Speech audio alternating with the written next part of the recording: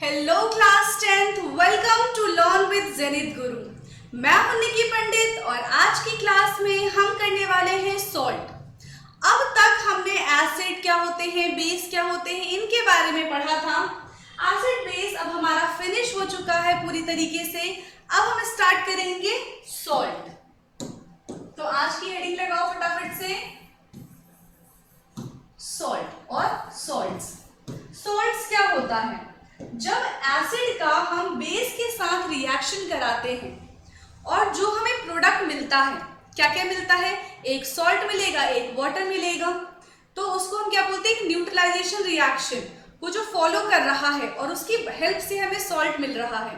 Okay, salt क्या है? It is the reaction of, क्या लिखेंगे? It is the reaction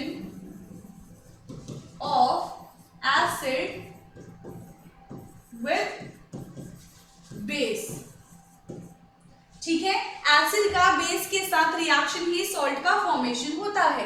it is the reaction of acid with base, ठीक है, and form salt and water. This reaction is known as, इस reaction को हम क्या कहते हैं? Neutralisation reaction.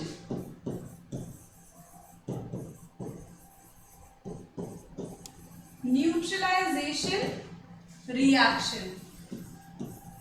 जब हमारा एसिड और बेस से सॉल्ट एंड वाटर मिलता है, बनता है, उसको हम कहते हैं न्यूट्रलाइजेशन रिएक्शन। ओके, फटाफट से ना एक एग्जांपल लिख लेते हैं।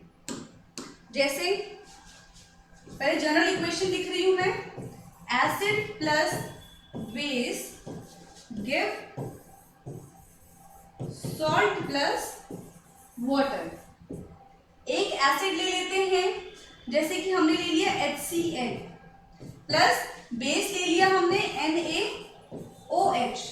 इससे अब क्या मिल जाएगा? देखो, यहां से बनेगा NaCl और जो बाकी बच गया उससे बन जाएगा वाटर। सॉल्ट है हमारा यहाँ पे NaCl प्लस ये हो गया वाटर, तो ये बन गया हमारा न्यूट्रलाइजेशन रिएक्शन। जैसे हमने एसिड और बेस में पीएच की बात की थी कि जितने भी एसिड होते हैं उनका पीएच लेस देन 7 होता है, जितने भी बेस होते हैं उनका पीएच कितना होता है? More than 7। लेकिन जो सॉल्ट्स होते हैं उनका पीएच होता है 7। ओके, सॉल्ट्स हैविंग पीएच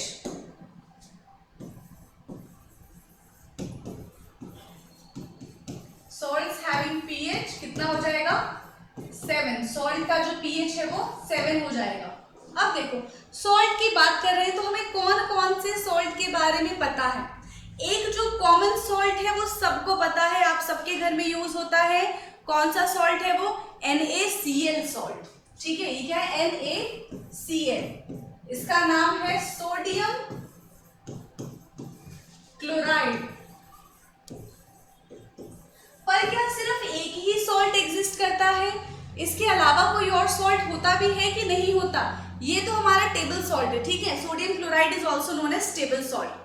लेकिन इसके अलावा भी बहुत सारे सॉल्ट एग्जिस्ट करते हैं। जितने भी हेलोजन ग्रुप होते हैं, हेलोजन ग्रुप कौन से होते हैं? पीरियोडिक टेबल में 17 नंबर का ग्रुप देखना, जिसमें फ्लोरीन, क्लोरीन, ब्रोमीन और आयोडीन, इन सब के कॉम्बिनेशन से सॉल्ट बनाया जाता है। अभी सिर्फ हमने एक ही सॉल्ट बनाया जो कि NaCl था, बट इसके अलावा और सॉल्ट क्या हो सकते हैं? MgCl2, मैग्नीशियम क्लोराइड, ये हो सकता है KCl, पोटाशियम क्लोराइड, ठीक है। Na2SO4, ये क्या है? सोडियम सल्फेट, ये भी एक टाइप का सॉल्ट है।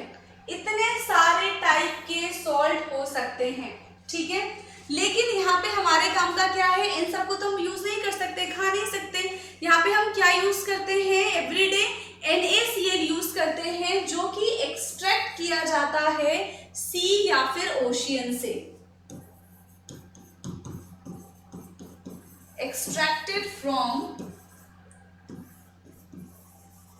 ओशियन एंड सी, ठीक है।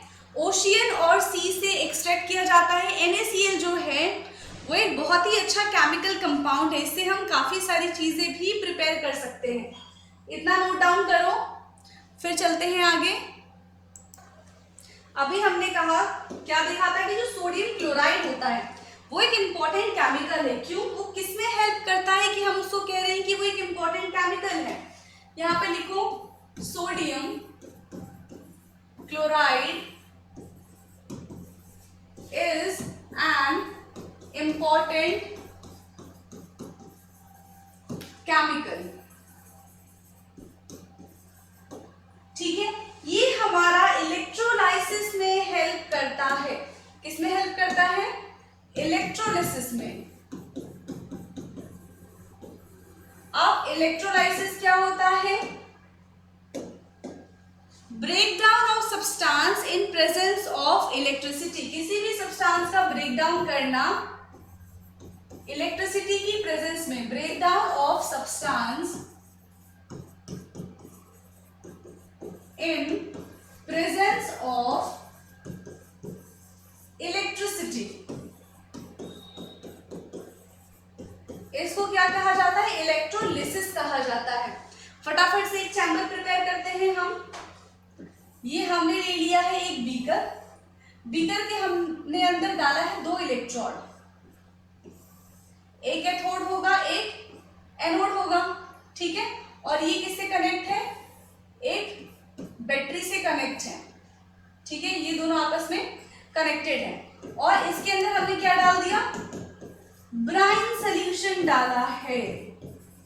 अब ब्राइन सोल्यूशन क्या होता है, ब्राइन सोल्यूशन का मतलब होता है कि सॉल्ट में वाटर, यानी कि कहीं भी ब्राइन सोल्यूशन दिख जाए तो मतलब NaCl प्लस H2O, नमक का पानी, ब्राइन सोल्यूशन। ये हमारा इधर पॉजिटिव है, इधर नेगेटिव है, ठीक है। तो ये हमारा क्या हो जाएगा, एनोड, और ये हमारा हो जाएगा कैथोड। अब देखो, जैसे ही हमने किस पे, NaCl प्लस वाटर पे इलेक्ट्रिसिटी, यानी कि इस चैम्बर में जैसे ही हमने इलेक्ट्रिसिटी डाला तो क्या हो जाएगा, हमने जैसे ही इसको इलेक्ट्रोलाइसिस किया, इलेक्ट्रिसिटी पास किया,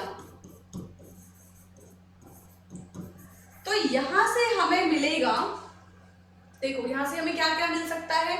एक तो हमें यहां से Cl2 गैस मिलेगा, बैलेंस करने के लिए यहाँ पे 2 हो जाएगा, और H2 गैस मिलेगा प्लस 2 मोल्स ऑफ NaOH। देखो रिएक्शन बैलेंस है कि नहीं है, 2 सोडियम है, यहाँ पे भी 2 सोडियम, 2 क्लोरीन हो गया, 2 हाइड्रोजन हो गया, बट अभी ये बैलेंस नहीं है। क्या हो जाएगा, यहाँ पे 2 की अगर मल्टीप्लीकेशन कर दूं मैं, ठीक है, तो 2 ऑक्सीजन और 4 हाइड्रोजन, अब ये बैलेंस है।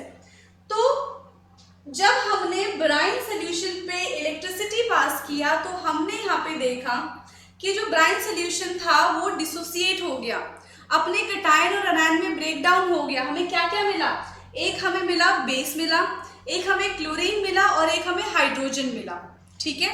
इस प्रोसेस को हम क्या कहते हैं, this process is also known as chlor alkali process.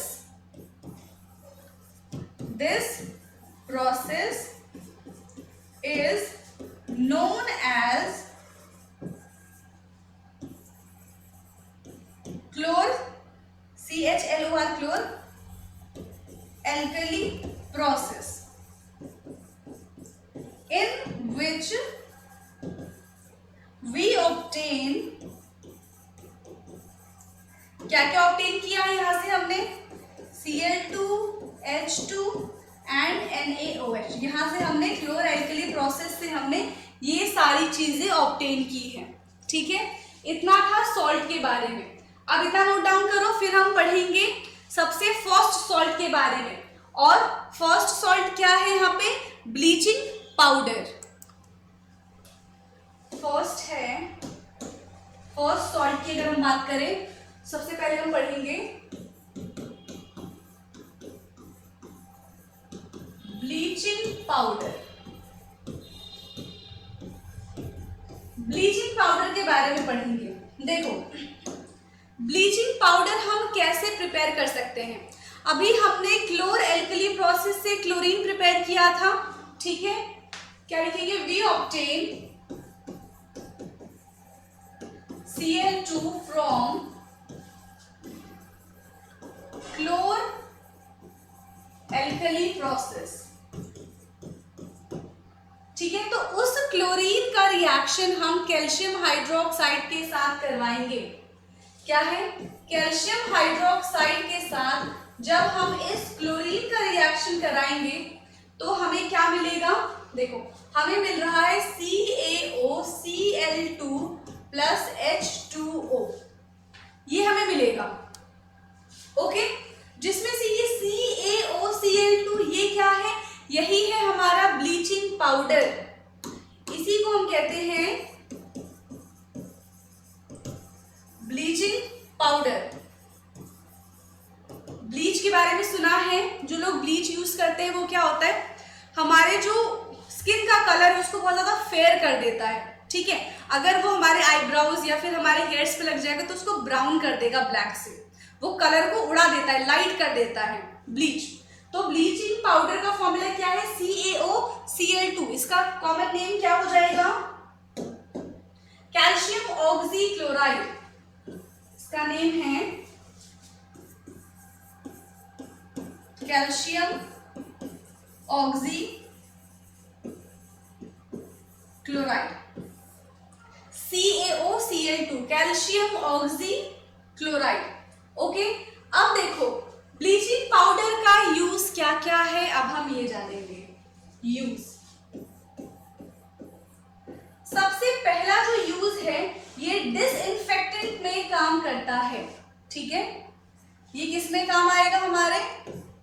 We use as disinfectant. कैसे? देखो, जो ब्लीचिंग पाउडर का फॉर्मूला है वो क्या है? CaOCl2। इसमें जो ऑक्सीजन है वो बीच में स्टक हो चुका है, ये निकलने की कोशिश करेगा और जब ये निकल जाएगा तो ये कुछ ऐसा शो होगा। जब ये O, सिंगल O ब्रैकेट के अंदर लिखा जाता है, इसको हम बोलते हैं नेसेंट ऑक्सीजन। ये है हमारा नेसेंट ऑक्सीजन। और ये जो नेसेंट ऑक्सीजन है यही हेल्प करता है जर्म्स को, बैक्टीरियाज को, वायरसेस वगैरह को किल करने के लिए, ठीक है। पहला यूज ये हो गया, डिसइंफेक्टेंट की तरह यूज करेंगे हम इसको। दूसरा क्या है, हम इसको क्लोथ इंडस्ट्रीज में यूज कर सकते हैं। Use in textile and cloth industries. दूसरा यूज ये हो गया। थर्ड यूज क्या हो सकता है इसका? थर्ड यूज है, देखो, ये ऑक्सीजन दे रहा है, ऑक्सीजन रिलीज कर रहा है। ऑक्सीजन जो रिलीज करता है वो रिड्यूसिंग होता है, और रिड्यूसिंग होता है यानी कि उसको हम बोलते हैं ऑक्सीडाइजिंग एजेंट। तो ब्लीचिंग पाउडर इट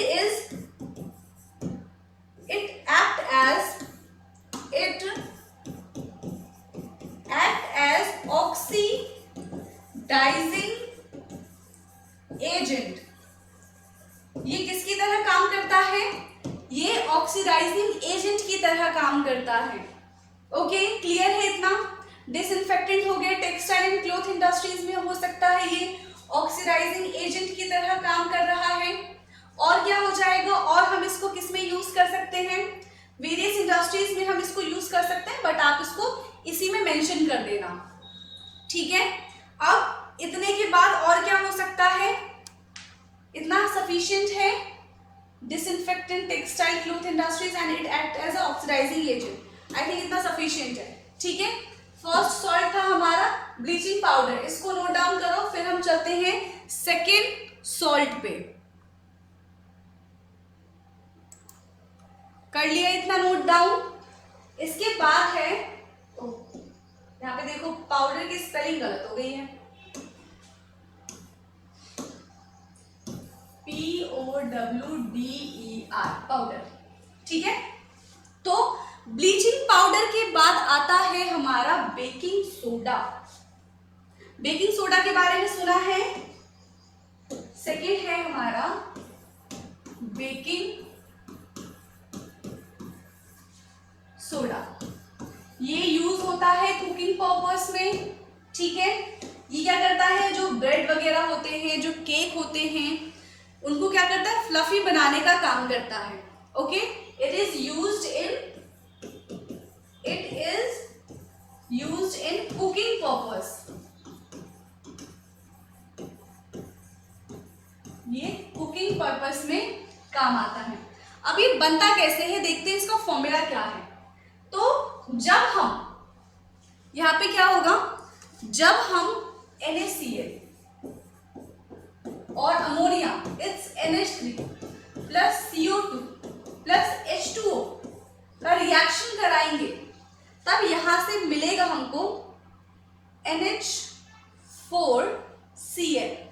इसका एक हाइड्रोजन, देखो इसका एक हाइड्रोजन और इसका एक क्लोरीन, और ये NH3 मिलके बना देगा NH4Cl।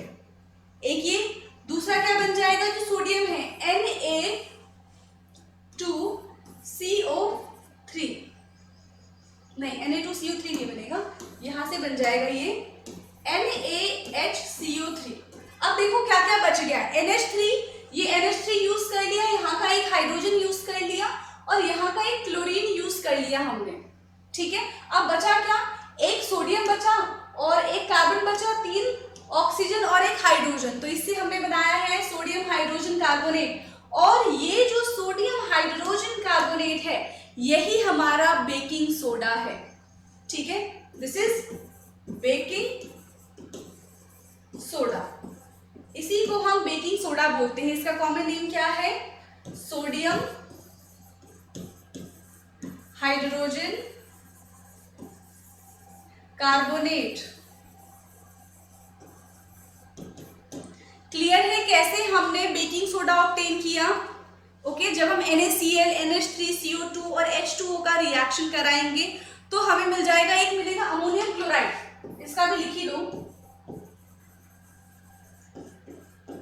Ammonium chloride.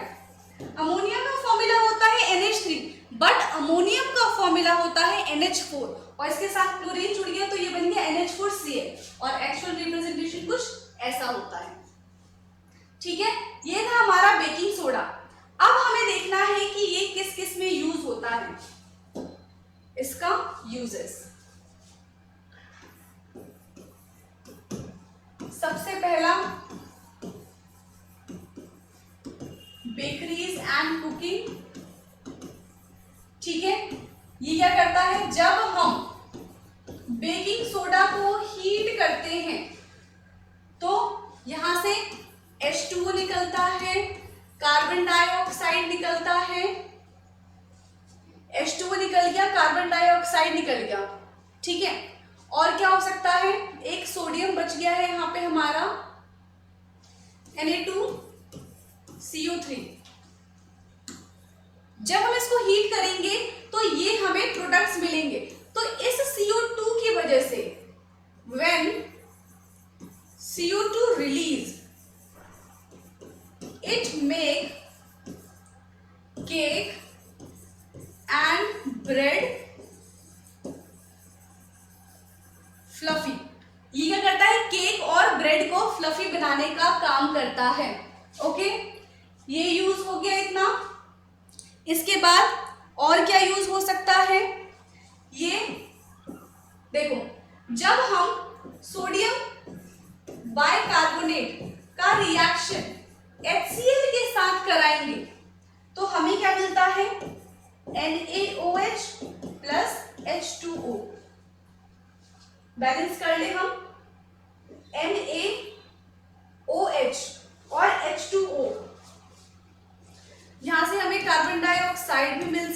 है, ओके यहाँ पे हमें NaOH नहीं, यहां से हमें NaCl मिलना चाहिए, NaCl। देखो NaCl मिल गया, H2O और CO2, बैलेंस है रिएक्शन। तो जब हम बेकिंग सोडा का रिएक्शन एसिड के साथ करा रहे हैं तो हमें क्या मिल रहा है,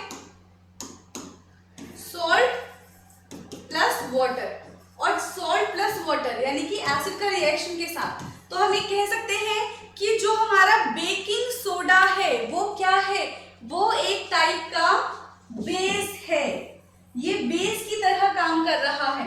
तो NaH यहां से क्या हो सकता है, NaHCO3 act as mild base, ठीक है। और अगर ये बेस की तरह काम कर रहा है तो थर्ड पॉइंट में हम क्या लिख सकते हैं, बेकिंग सोडा इज एंटासिड्स, यानी कि जो एसिड्स के ऑपोजिट काम करे उसको हम बोलते हैं एंटासिड्स, ठीक है, क्लियर है। ये हमारा फोर्थ हो गया। फिफ्थ हम इसमें क्या लिख सकते हैं, देखो रिएक्शन में CO2 भी रिलीज हो रहा है, कहीं पे अगर हमें कंबशन करना होता है तो ऑक्सीजन का यूज करते हैं, बट अगर हमें आग बुझानी है तो हम किसका यूज करते हैं, CO2 का यूज करते हैं। तो इसका यूज हम फायर एक्सटिंग्विशर में इसका हम यूज कर सकते हैं फायर एक्सटिंग्विशर में, use in fire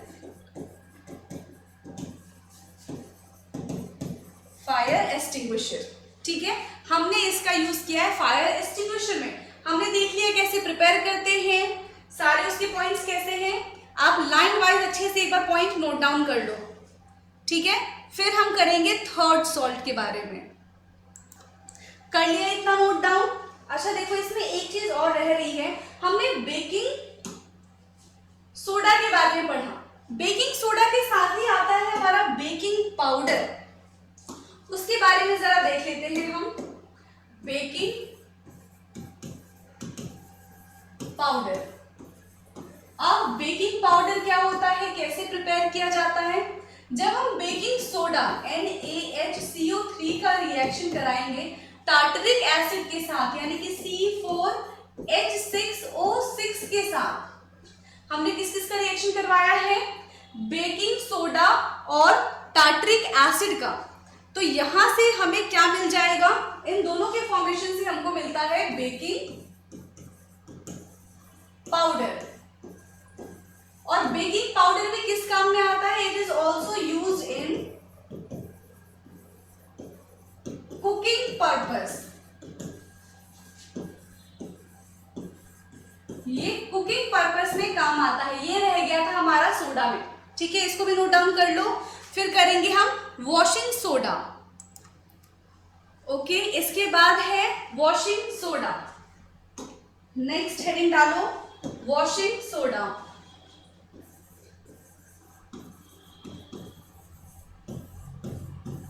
washing soda का क्या फॉर्मूला होता है, अभी हमने सोडियम हाइड्रोजन कार्बोनेट देखा था, ठीक है, तो उसमें से बस हाइड्रोजन निकाल दो यानी कि sodium bicarbonate, okay, sorry sodium carbonate सिर्फ, तो ये हो जाएगा हमारा Na2CO3, सोडियम कार्बोनेट में 10 मोल्स ऑफ H2O, ये होता है फॉर्मूला हमारा वॉशिंग सोडा का, वॉशिंग सोडा। अब हम ये देखते हैं कि वॉशिंग सोडा हम प्रिपेयर कैसे करेंगे। तो प्रिपेयर करना बहुत इजी है, हम क्या कर सकते हैं यहाँ पे, इसके प्रिपरेशन में देखो हम सोडियम कार्बोनेट का रिएक्शन किसके साथ करवाएंगे, और वाटर के साथ करवाएंगे। वाटर के साथ रिएक्शन कराने से क्या हो जाएगा, इसमें वाटर के जो मॉलिक्यूल्स हैं वो ऐड हो जाएंगे, तो ये बन जाएगा Na2CO3.10H2O। तो यहां से हमारा ये फॉर्मूला बना। अगर हम उसको वापस से हीट करेंगे, इसको जब हम वापस से हीट करेंगे तो फिर से क्या होगा, ये एनहाइड्रस फॉर्म में चला जाएगा। एनहाइड्रस फॉर्म का मतलब होता है कि जिसके पास पानी ना हो। अभी ये दिखने में भले ही कैसा दिखे, हमें क्रिस्टल की तरह दिखे, है ना, लेकिन इसके पास वाटर के मॉलिक्यूल्स प्रेजेंट होते हैं। दिखने में वो क्रिस्टल है बट इसके अंदर वाटर का बैगेज है। लेकिन जैसे ही मैं इसको क्या करती हूँ, हीट कर देती हूँ, Na2CO3 dot 10 moles of H2O को हीट करेंगे, जो ये 10 मोल्स ऑफ H2O है वो क्या हो जाएगा, इवापोरेट हो जाएगा और यहां से क्या बन जाएगा, सिर्फ हमारा सोडियम कार्बोनेट। इसको हम बोलेंगे एनहाइड्रस सोडियम कार्बोनेट। ठीक है, ये क्रिस्टलाइजेशन, ये क्रिस्टल्स की फॉर्म में प्रेजेंट है और ये क्या है, ये एनहाइड्रस हो गया जिसमें हमने पानी को रिलीज कर दिया है। यहाँ पे जो Na2CO3.10H2O है, इसका नाम क्या होगा, देखो इसको हम बोलेंगे sodium carbonate, sodium carbonate decahydrate, sodium carbonate decahydrate. इतना नोट डाउन करो, फिर इसके यूजेस के बारे में हम पढ़ेंगे कि इसके क्या क्या यूजेस हैं। ओके, यूजेस की बात कर ले अब हम, किस किस में यूज हो सकता है,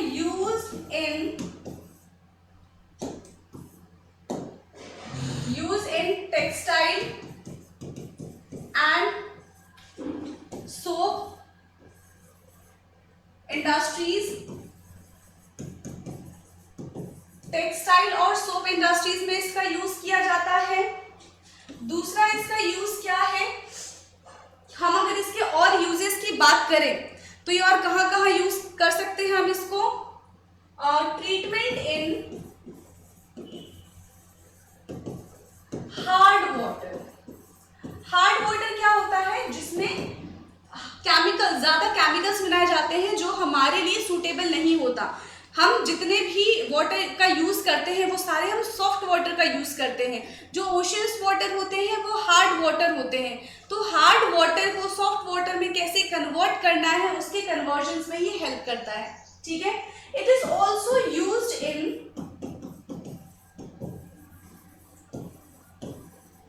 बोरैक्स। अब देखो, अभी आपको बोरैक्स के बारे में नहीं पता, लेकिन ये टर्म आप 11th में सीखोगे। अभी ये लाइन देखो, it is also used in borax. जब आप SPDF ब्लॉक पढ़ोगे ना तब। अभी आई नो बहुत ज्यादा टफ हो रहा है, इट्स ओके, बस अभी आप इतना याद रखो, it is also used in borax. और इसको हम कहाँ यूज कर सकते हैं, लॉन्ड्रीज वगैरह में यूज कर सकते हैं। It is used in laundries. Okay, clear है। अभी देखो, हमने जो फॉर्मूला देखा था उसमें 10 मोल्स ऑफ वाटर था। क्या कुछ ऐसे और भी फॉर्मूलाज हो सकते हैं जो दिखते तो क्रिस्टल हैं बट उसमें वाटर के मॉलिक्यूल्स प्रेजेंट होते हैं? यस, ऐसे फॉर्मूलाज हैं जैसे कि कॉपर सल्फेट। अगर हम कॉपर सल्फेट की बात करें तो कॉपर सल्फेट का फॉर्मूला होता है CuSO4.5H2O। इसको हम ब्लू विट्रॉल भी बोलते हैं, ब्लू विट्रॉल, जो कि ब्लू कलर का होता है। पर जैसे ही हम इसको हीट करेंगे, इसके अंदर का जो वाटर है वो क्या हो जाएगा, रिलीज हो जाएगा और अब ये क्या बन जाएगा, CuSO4, जो कि व्हाइट कलर का होगा और इसको हम बोलेंगे anhydrous copper sulphate.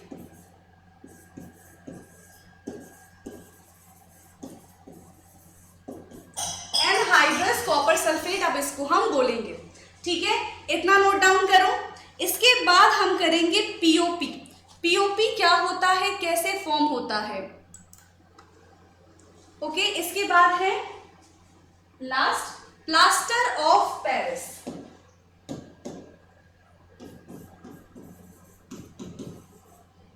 Plaster of Paris यानी कि पीओपी।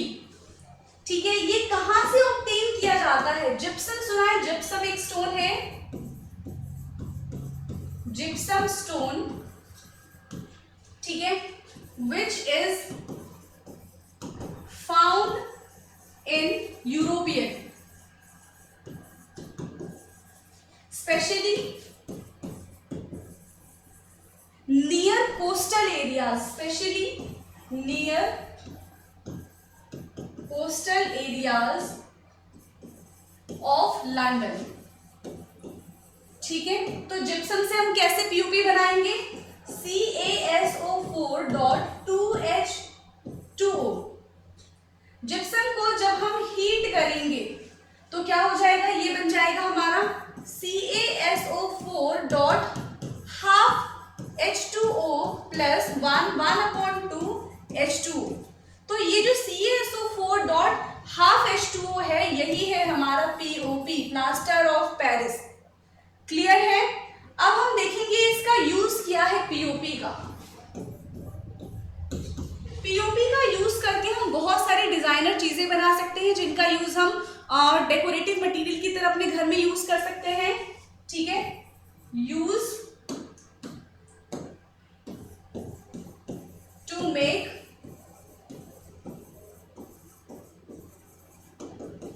Decorative materials. ठीक है, डेकोरेटिव मटेरियल बनाने के काम आता है। दूसरा, यूज इन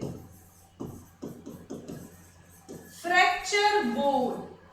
जिनकी हड्डियां टूट जाती हैं, जिनके जो बोन्स हैं वो फ्रैक्चर हो जाते हैं, तो वहां पे पीओपी का यूज करके क्या करते हैं? प्लास्टर कर देते हैं। ठीक है, ताकि जो उनकी हड्डियां हैं वो जुड़ सके।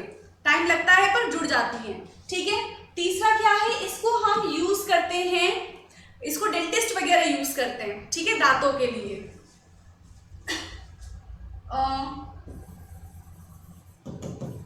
Dentist use.